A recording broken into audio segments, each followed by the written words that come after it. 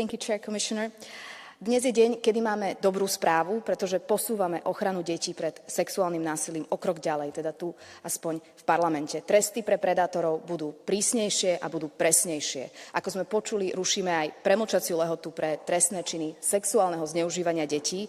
Vieme totiž, že až 40% preživších si túto traumu vybaví až po rokoch. A väčšina z nich ju dokáže spracovať až v dospelosti, často po 50-ke. Ak si niečo zaslúži doživotné právo na spravodlivosť, tak je to práve zneužitie v detstve.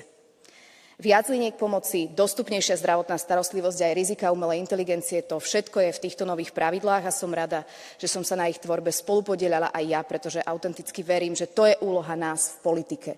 Konať a hovoriť v prospech tých najzraniteľnejších, v prospech tých, ktorí za seba hovoriť nechcú alebo nemôžu.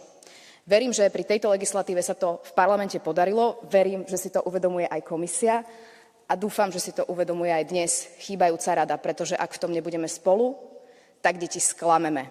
A to si nemôžeme nikto z nás dovoliť. Ďakujem.